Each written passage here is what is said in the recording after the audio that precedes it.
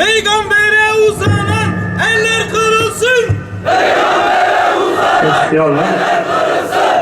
Peygambere uzanan diller kurusun. Peygambere uzanan diller kurusun.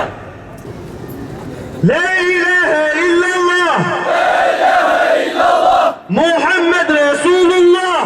Muhammed Resulullah. La ilahe illallah. La ilahe illallah. PKK lanetullah. PKK lanetullah.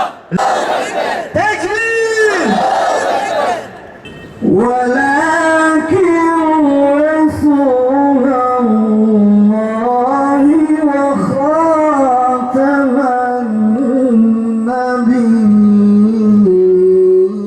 النبيين يا أيها الذين آمنوا اذكروا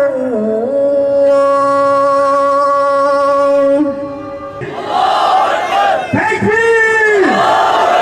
Tekbir! Allahu Ekber!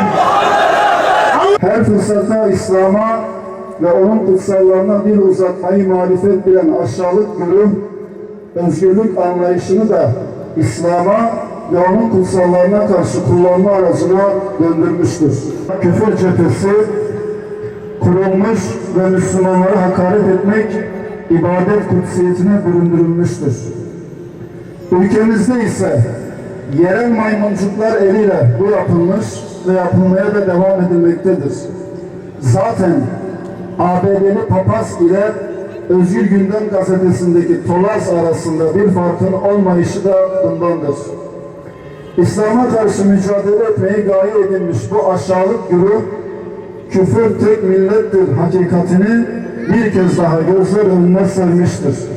HDP PKK'nın arka bahçesi olan Özgür Gündem adlı gazetede Peygamber Efendimizin Aleyhisselatü Vesselam'ın cennet annelerin ayakları altındadır hadis-i şerifine atıfta bulunarak hakaret edildi.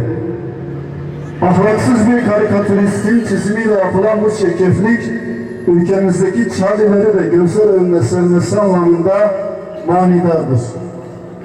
Kürdilik adına yola çıktıklarını söyleyen insan azmanlarının küfrilikten öteye geçemediklerini de yakinen görmekteyiz. Bu iğrenç çizimi yapan kalemşor herhalde arkasındaki silahşörlere güveniyor. Yoksa böylesi bir küstahlığa soyunamazdı.